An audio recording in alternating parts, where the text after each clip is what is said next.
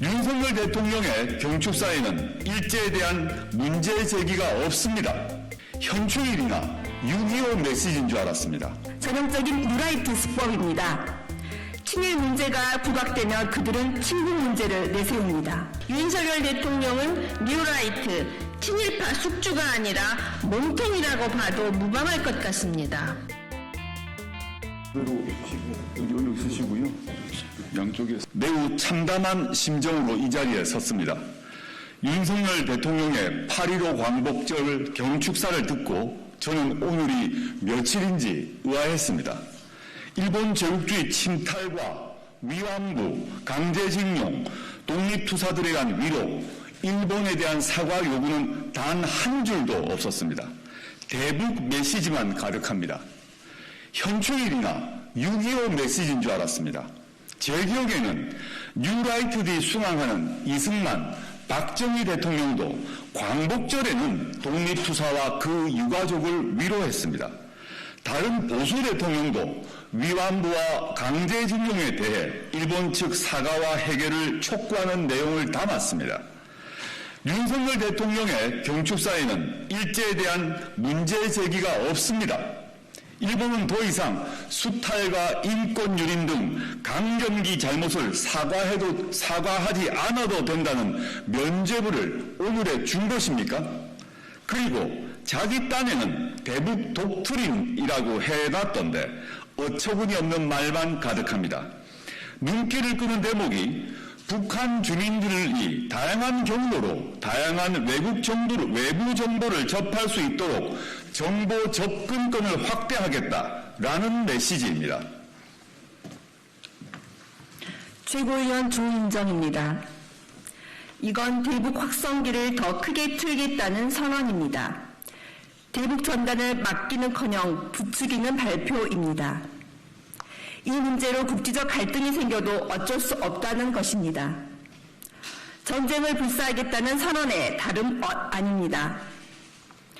접경지역 주민들은 오늘부터 밤잠을 주무시지 못할 겁니다. 경축사의 야당과 시민사회에 대한 적의만 가득합니다. 자신들을 비판하는 이들을 향해 허위선동과 사이비 논리, 흉기, 반자유세력, 반통일 세력, 검은 선동 세력이라고 합니다. 국민께 여쭙겠습니다. 지금 대한민국에서 가장 자유로 겁박하고 통일을 방해하는 세력이 누구입니까? 입틀막하고 수사하고 압수수색하고 시장에 개입하는 등 자유를 억압하는 이들이 누구입니까? 통일 의지는 눈꽃만큼도 없는 구구 유튜버를 통일부 장관 자리에 앉힌 정권이 누구입니까? 정말 궁금한 것은 왜 이 시점에 느닷없이 대북 메시지만 잔뜩 냈는지입니다. 전형적인 뉴라이트 수법입니다. 친일 문제가 부각되면 그들은 친북 문제를 내세웁니다. 윤석열 정권은 친일 뉴라이트 인사들을 대거 중용한 게 들통나서 궁지에 몰리자 갑자기 북한 이야기를 꺼내들었습니다. 최고위원 김선민입니다. 친일을 북한으로 이슈를 이슈로 덮으려는 얄팍한 꼼수입니다. 국민이 모를 것 같습니까? 오늘 대통령 경축사 중 놀랄만한 대목이 나옵니다. 1945년 일제의 패망으로 해방이 되었지만 이라고 했습니다. 임시정부와 독립군의 투쟁, 국민의 저항은 이 한 줄 앞에서 속절없이 의미를 잃습니다.